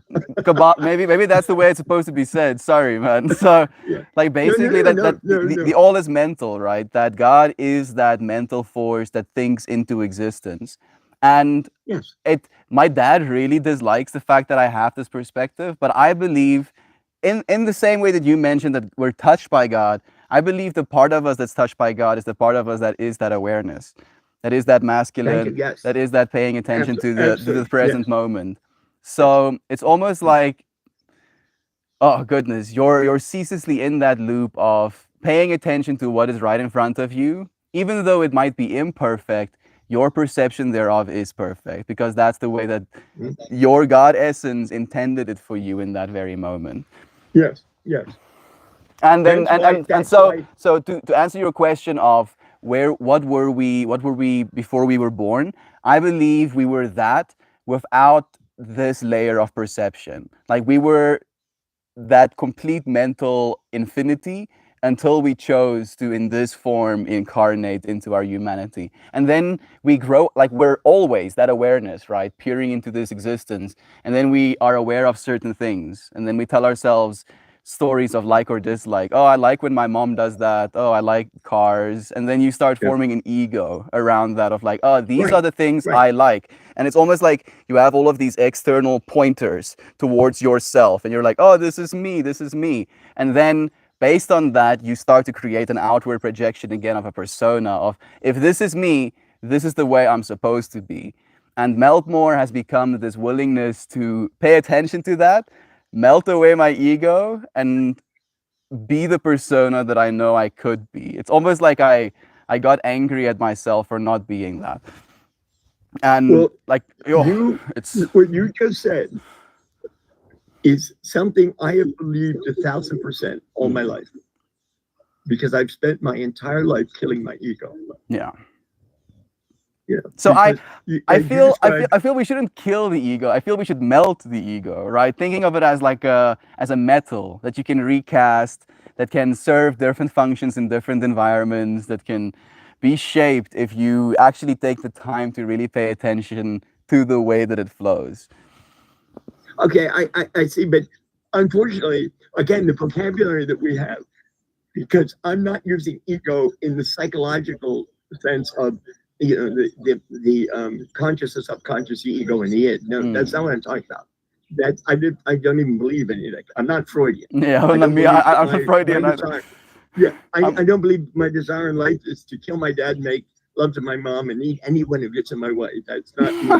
But I'm going to get back to the Kabbalah.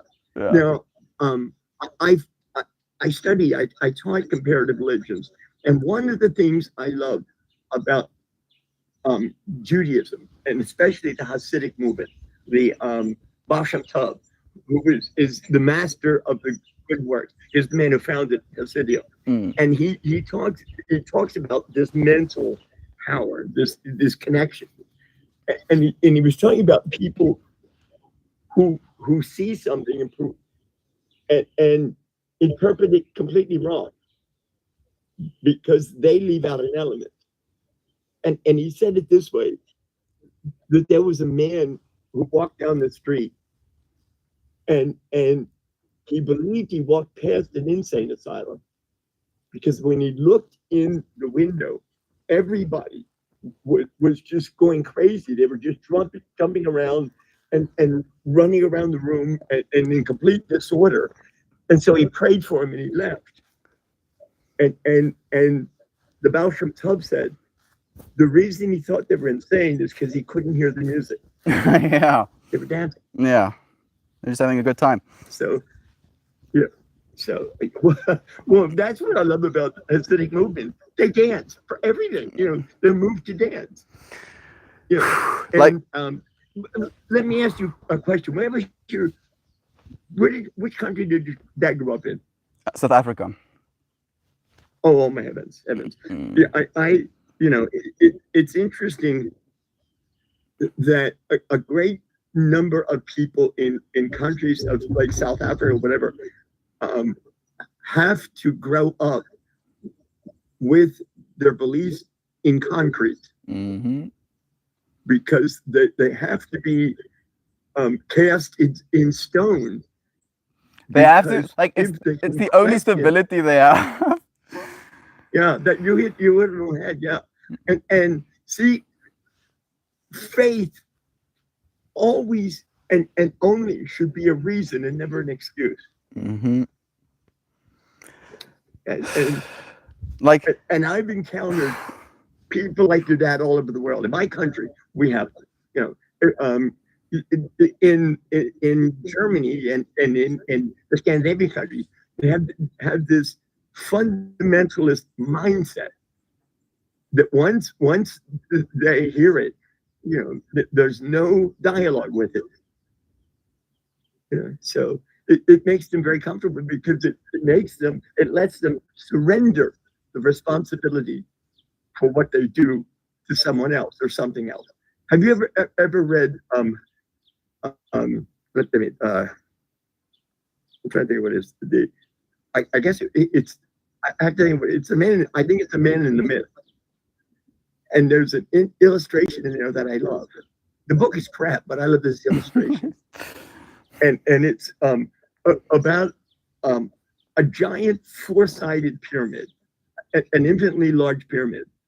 And on each side of the pyramid is a ladder that goes to the top. Now, what the ladder takes you to is God. And there's a sign that said, only way to God. And it points to the ladder. Now, the people on this side can hear the people on the other side, but they can't see them. But what he doesn't understand is that on every side, there's a ladder that says, this way to God. And so there isn't one way.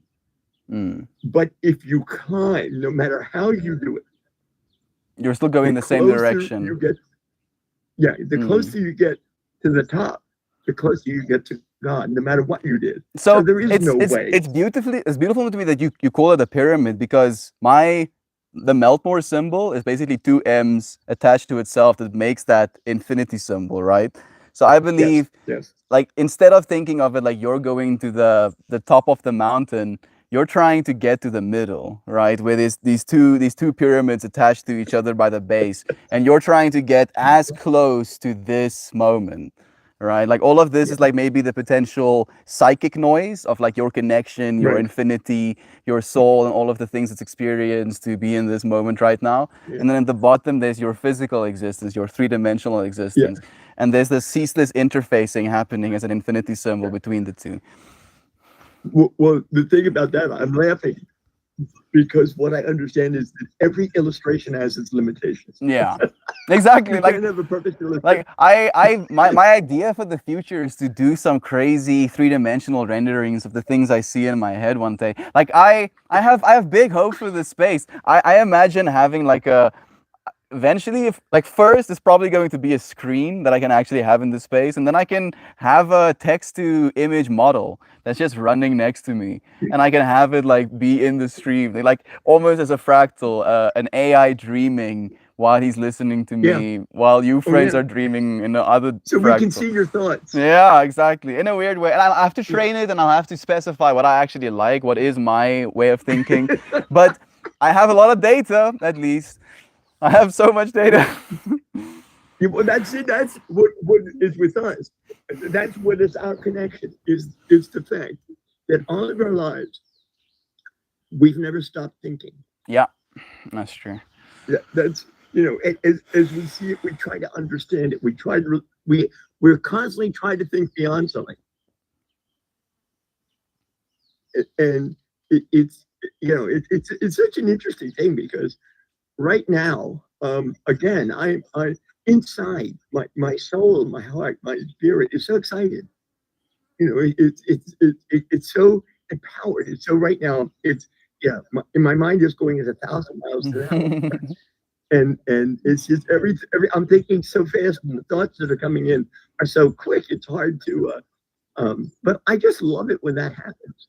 I just want to sit here and be bombarded. It's beautiful. And then you're touching on a fractal that I shared actually today again on my yoga stream, where me and my friend also like really got into these deep philosophical conversations, the human condition, and we'll get into that space where like there's this excited energy, thoughts are going 1,000 miles an hour. You're trying to have a conversation, you're in the middle of a point, and then because of the amount of thoughts that you're generating, just listening to yourself, you forget what you were saying.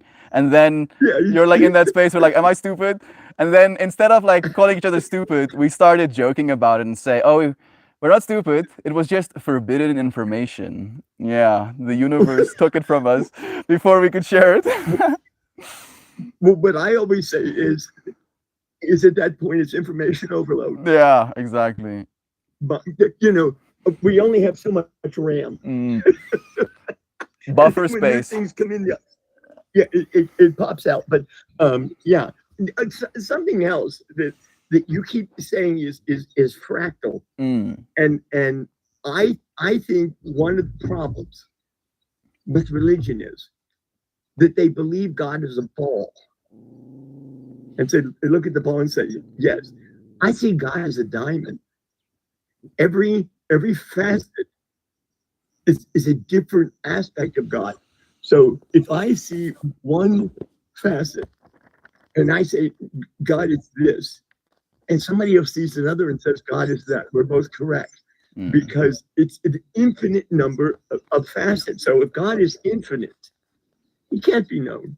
Yeah. But each of us will be given an answer about the diamond. And as long as we share it in faith and in truth, we'll understand.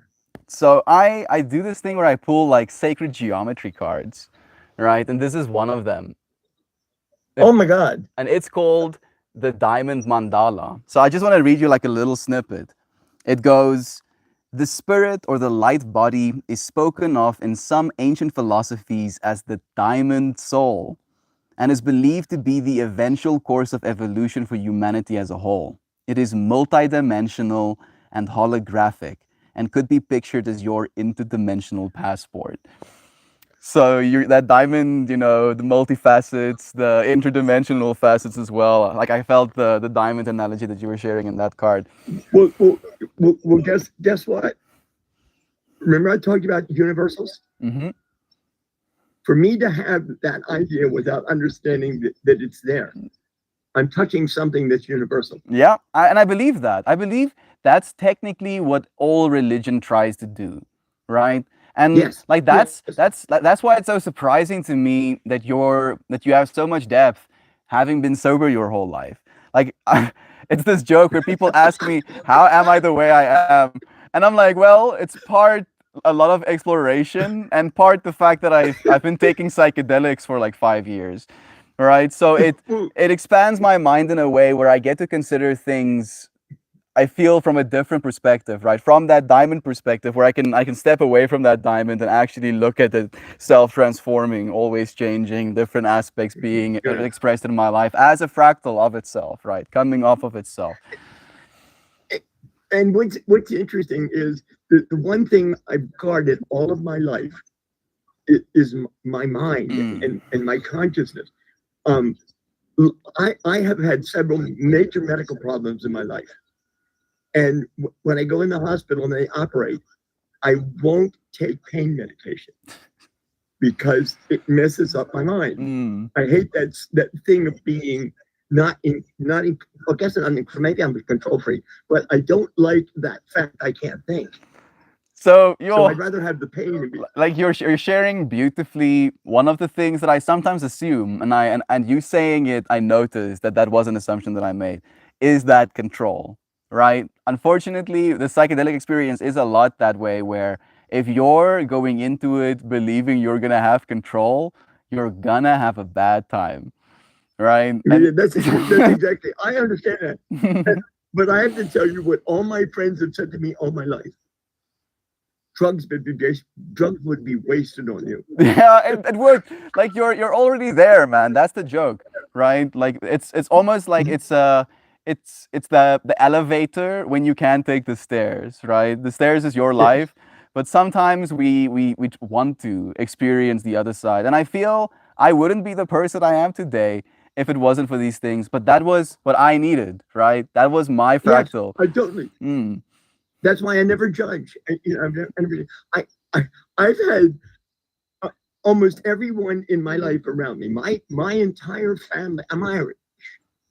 So everyone in my family drinks and smokes, and yet I've never even tasted wine. I've never seen it because I watched what it did to them. Yeah, and it wasn't going to do that to me. Exactly.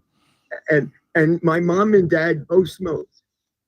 So anytime we would go, they were in the car when we got out, it looked like a Cheech and Chong movie because they'd open the doors and all the smoke would come out. Yeah, I'm thinking about your little child lungs, like that's also. Yeah, that's exactly. That's what I told my dad. I said, you're not going to die of cancer, but I will. And I said, why don't just stick my head in a barbecue grill or something, that secondhand smoke.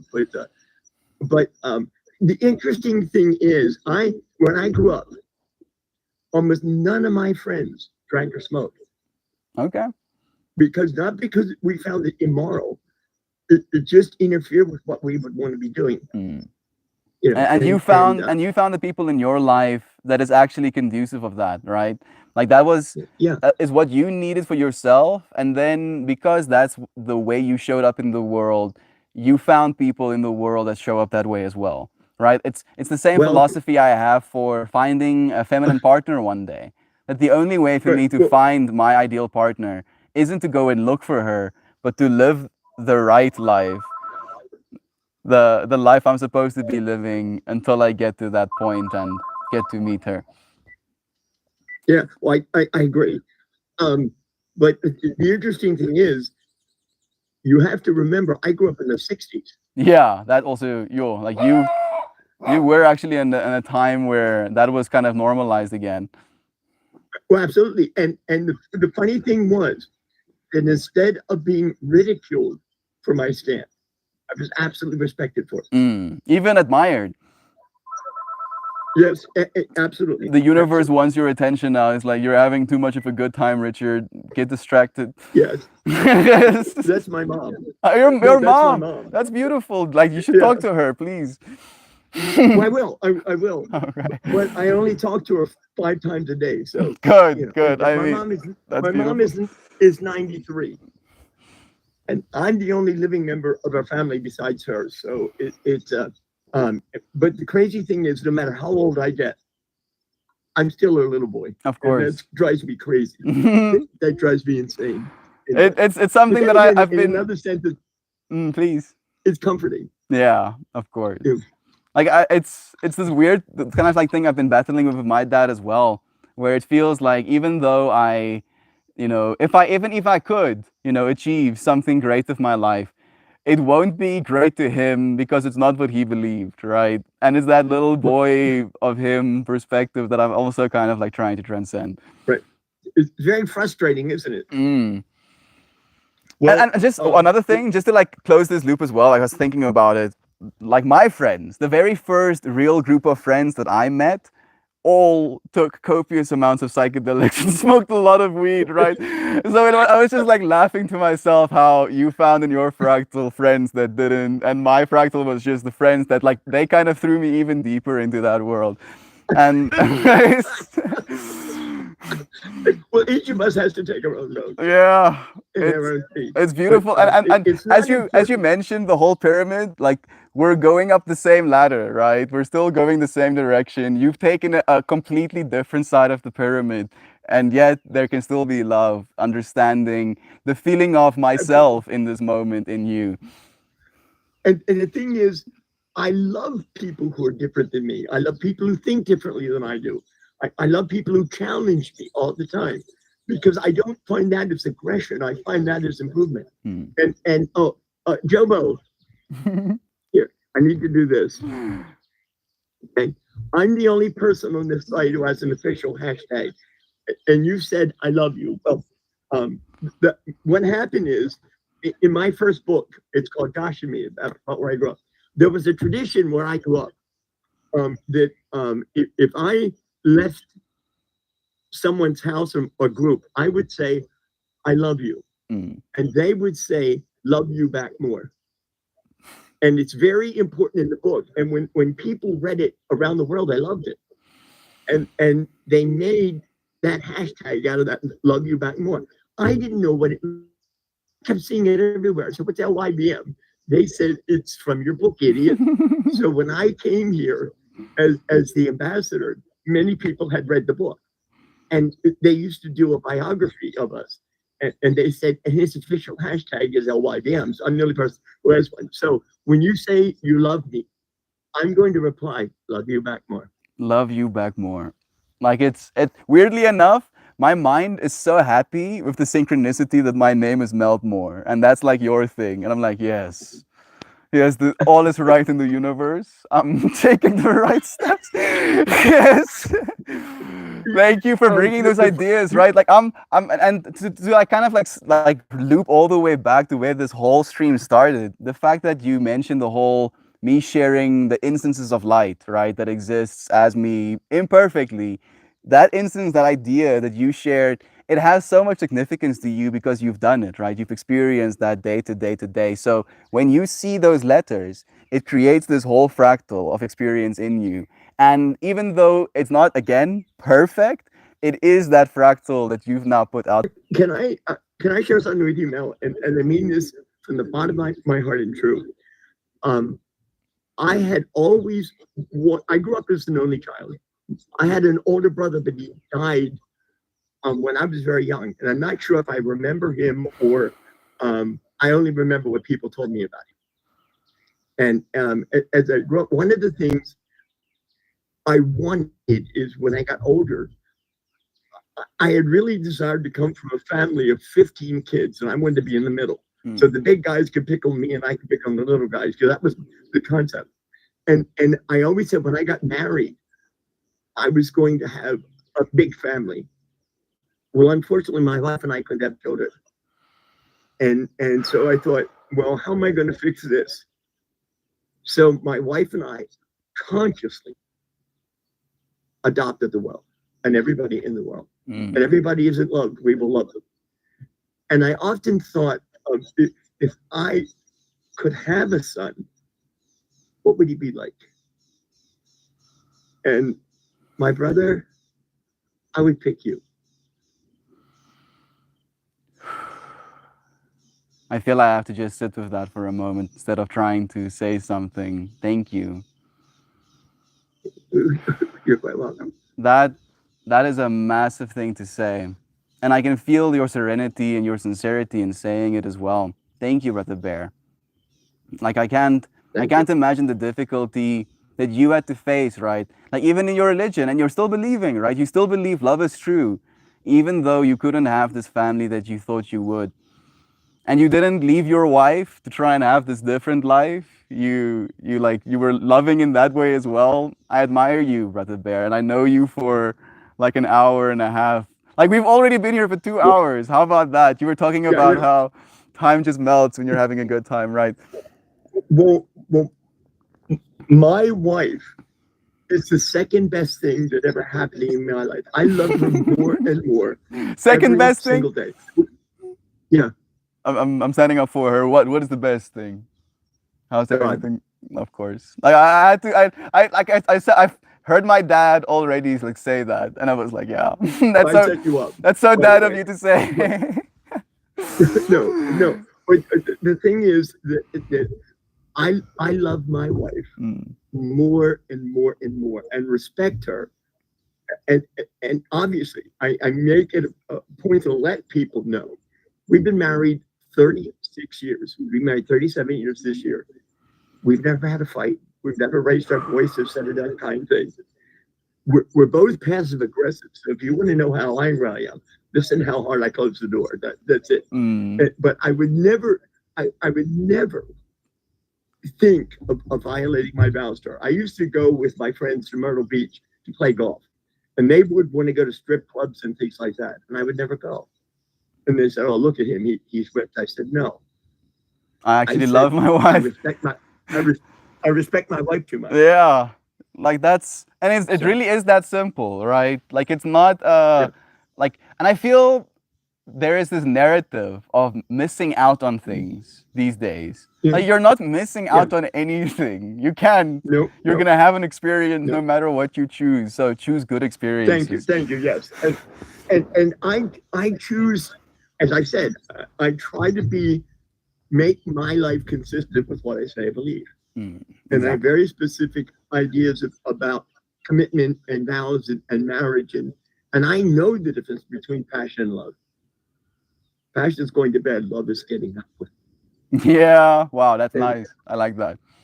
Yeah, and wanting to stand up the next morning, right, with them. Oh, absolutely. I'm excited about it. I love loving my wife. And the thing is, I told you I'm a recording artist.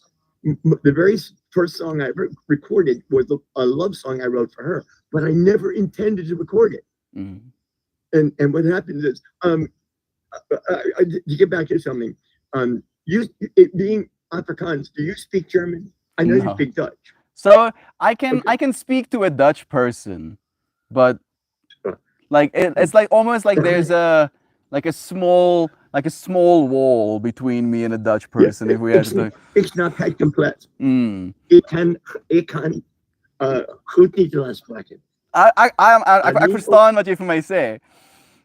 Right. Yeah, and the thing is that no, ik kan goed Nederlands spreken. Alleen omdat mijn westelijke protein van Nederland een fantastische Duitsland is. No, I speak Dutch. Mm.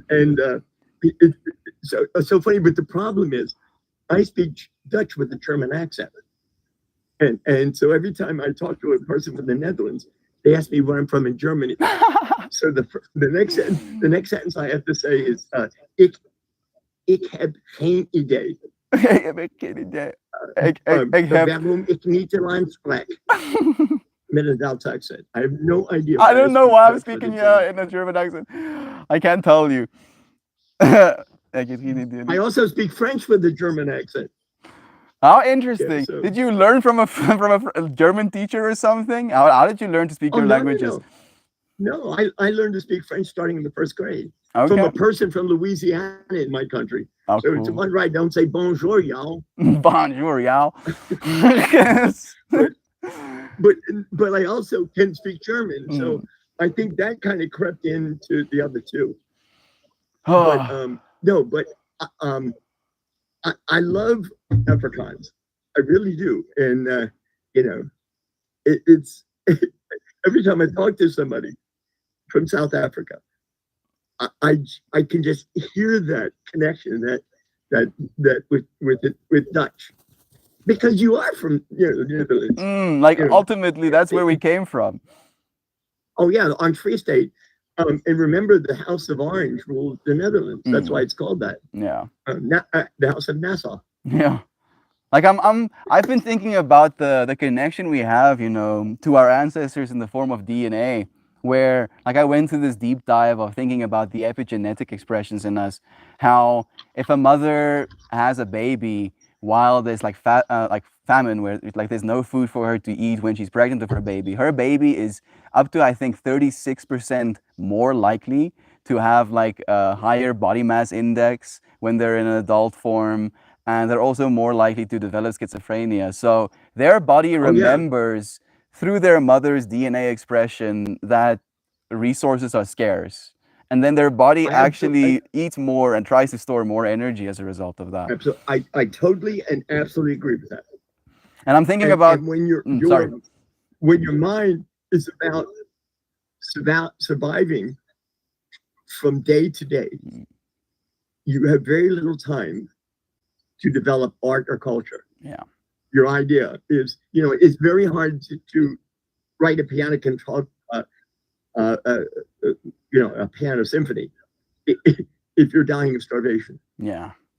And I'm thinking about these one of the- layers of like manipulation of humanity, where we used to actually starve people to get them to do certain things. And now we just made distractions so tangible and so good that that's almost the new starvation. Like we're starving our imagination these days almost. Oh, absolutely, totally. I absolutely understand that, and I think you're correct. Each generation creates its own distractions, and it's so funny because it's like if we're aware, which I think you and I are, it's so obvious. It's so funny. I one time said that the greatest trick of the devil was to convince people he doesn't exist. But then again, I think the devil gets too much credit. I just think some people are assholes and need to be slapped. They'll say, well, the devil did it. No, he didn't. You're just an asshole. Shut up. Take some responsibility. It's so funny because I'm just having, and I hate to do this, but I have to leave. I usually stream for like an hour, sometimes 2 hours, but I feel we just hit the 2-hour mark as well. Thank you, Richard. This was beautifully serendipitous, right? This feels like it was exactly what it was supposed to be. Thank you for spending some time with me. I don't believe in accidents, my brother. No, I don't either. No. And Uh, okay, is LYBM. Yeah, I was literally. People understand. I wanted to say I love you so that you could say LYVM, but you tune out, and then you Okay, said well, it maybe first. this will help. Yeah. Hamia van jou altijd meine Welt te gebruiken. One more time. Hamia van jou altijd meine Welt te gebruiken. That You means will I love you back more. My awesome brother in Dutch. love you too. In Afrikaans sal dit wees ek is ongelooflik lief vir jou. Richard, dankie vir jou aangesig. Dankjewel, dankjewel. You're gonna have to teach me to say that. I really am, because I like learning to say it in different languages. Oh my God! Look, Jobo. Thank you for the time you share. Oh, there. She's using it. There More it is right more there. fractals. Yeah. Thank you for coming, But so Richard. the foremost important. I'll tell you where that comes from. And I'm why curious it's so about your important books, to me. man. Like a part of me wants to read your stuff right now. Well, I'll tell you what we'll do is, if you'll give me a way of getting them to you, I'll send you signed copies. How about that? You know what? Like, can I send an email address in chat? Do they allow me to do that? Oh, no, do not. Yeah, you see, Don't put your email address. We'll get in contact in another way. like, do you have, I So- mean, access to me on you now? Can we send messages on you now? I don't even know. I'm sorry. Can we contact each other directly on you now?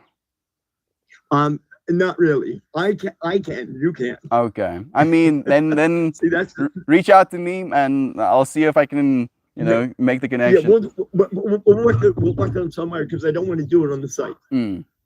So Thank if you don't you. mind. Thank you for your So, presence. well- Like, that's what I'm feeling. Like, even like, I appreciate you. Have an amazing day, Brother Bear. Thank you for sharing so much as you did. I will.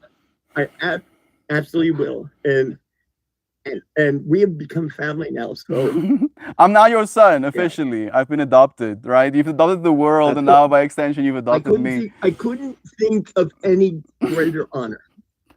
I accept fully. Thank you for accepting me. Okay. I appreciate it so much. And I will say the four most important words. Love you back. I love you back too. More. We're gonna just keep adding M's. to Just that. more and more and more into infinity and beyond. Thank you. I'll see you again soon, Brother God Bear. bless. Love God you. bless. Cheers, man. What a trip. What an absolute trip. What the hell? I wasn't ready for that. That was amazing. I'm almost in a state of shock. Maybe we'll pull a card. Let me get a little bit more present. Share some love with your friends. Thank you for being here for it. I'm so sorry I couldn't be present. Dan is here. Susanna too. Joe and Sam. Who Needs Tears was here as well. Sending you love, dear friend. Joe Schmo joining us. Rambler. So much love. You see German, maybe Dutch too. Life is beautiful. Donkey Shane? Donkey Shane. Oh, the Dutch. All right. I think it's something like that. Close enough. Family is back. I'm with you, Jijaja, truly. I share not even a fraction of the love I feel for you. We can share as much as we have. We can share as much as we have. It would be a little bit absurd. I've said this to you, friends, like on the first day that we kind of went back to Christians, right? Where if I had access to a button that I could press to send you, hey, I love you, right? And then you had the other button of love you back more.